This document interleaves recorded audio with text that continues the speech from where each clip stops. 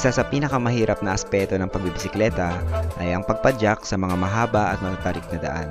Pero aminin natin na kahit tila isang penitensya ang pagpadyak sa mga ito, may taglay silang bighani na kinahumalingan nating mga siklista.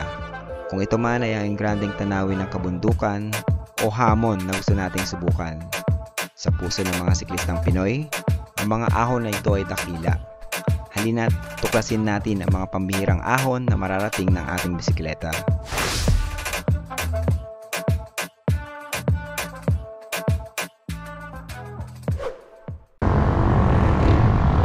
Morning! Papunta tayo sa San Mateo, Rizal para i-conquer yung mga sikat na ahon doon. Mahirap siya actually and accident prone. Kaya bukod sa kailangan natin mag-ibon ng lakas, kailangan din natin mag-ingat mamaya. Medyo matagal na yung huling punta ko doon actually. Siguro almost 10 years na. Hindi ko na rin talaga kabisado yung ahon.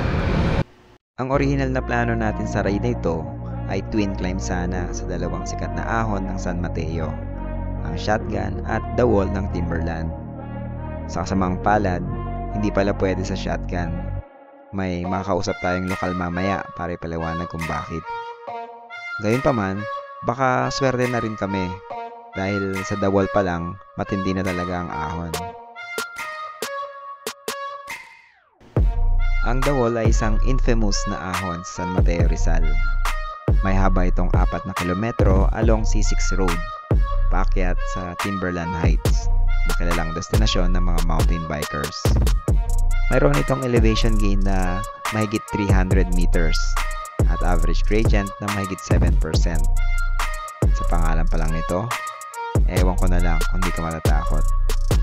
May 3 notable sections ang The Wall na pinangalan ng Wall 1, 2 at 3. Ito yung 3 matatarik na sections bago umabot sa tuktok.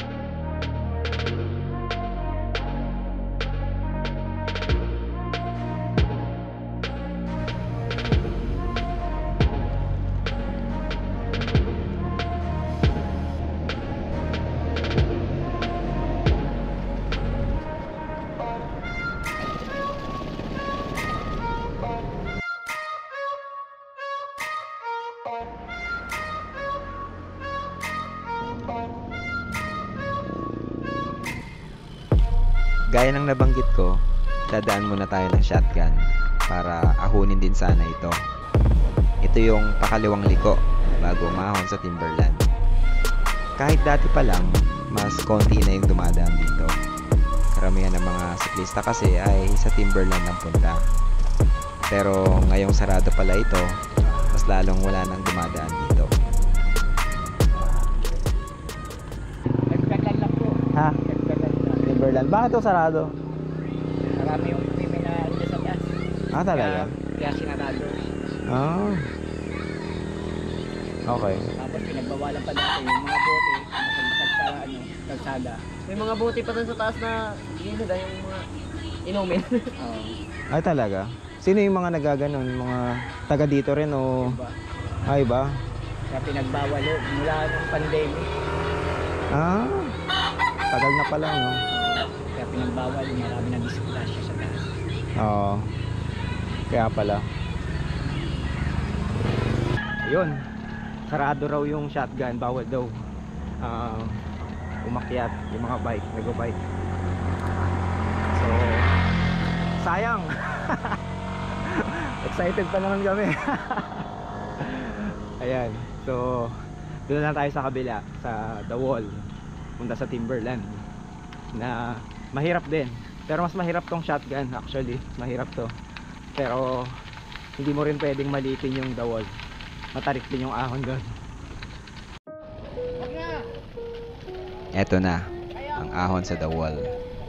Noong 2014 yung unang sabak ko dito. Baguhan pa lang ako noon sa pagbibisikleta at 1 week old pa lang ang MTB ko noon.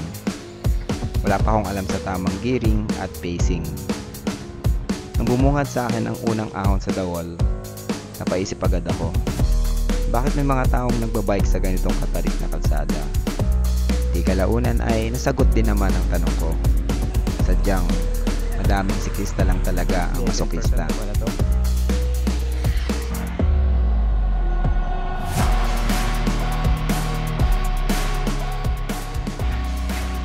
Grabe tong siko na to. Ano, maraming na-aksidente dito. Dumidiretso. Ayan.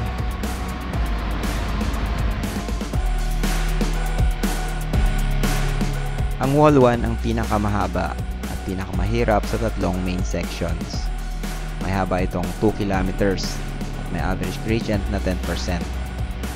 200 meters ang elevation gain nito.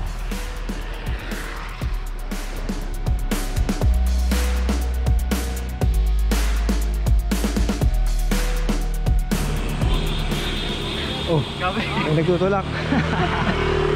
May huli dito. Pahinga muna. Nagulat si Boyki. May 800 meter stretch itong Wall 1 na may 13.4 average gradient at max gradient na pumapalo sa 17 to 20%. Sakit. Patag lang. Kapag weekend, madaming mga siklista ang umaahon dito. Madami ding mga taong naglalakad at nag-jog sa gilid. At isama mo pa yung mga sasakyang bumababa at umaakyat pa Timberland. Medyo masikip ang kalsadang ito. Kaya hindi basta-basta pwedeng magpasigsag habang umaahon. Delikado.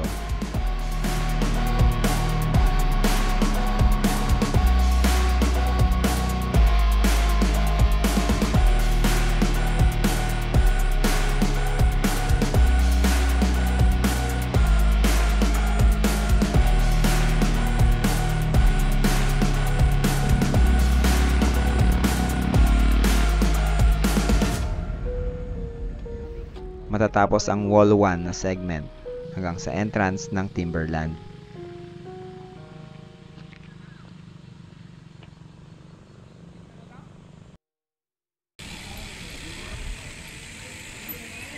Kuya, pwede yung tumagos doon.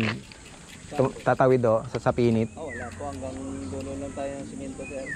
Ah, Yun lang po ang tinayagan ng admin yung doon. oo.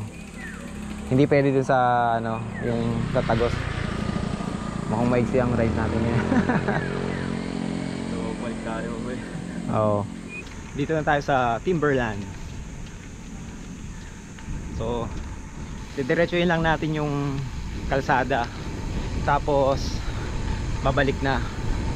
Sayang. Dati kasi pwedeng tumagos hanggang dun sa Pinit Road. Hindi ko lang alam kung merong iba pang daan, pero sabi ng guard bawal daw. So, maging masunuring biker tayo ngayon. Kaya doon lang tayo hanggang sa kalsada, tapos babalik na tayo.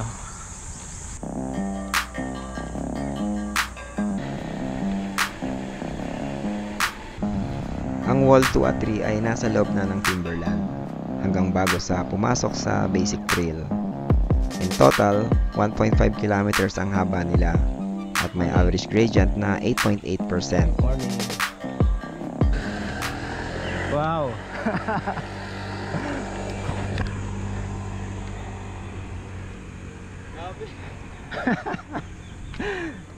Grabe. Ayan. Di pa nagtatapos ang ahon.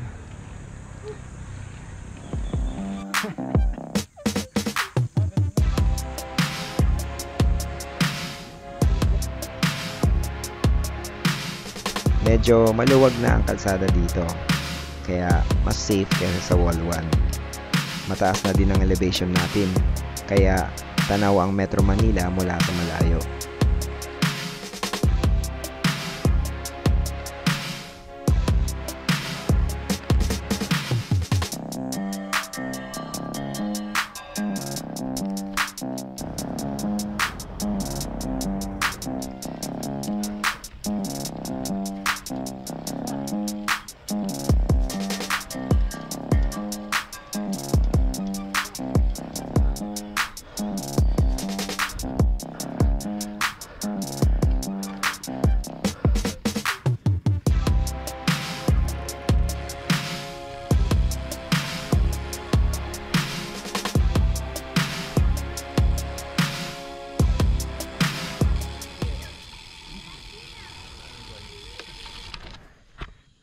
ito yung papasok sa trail.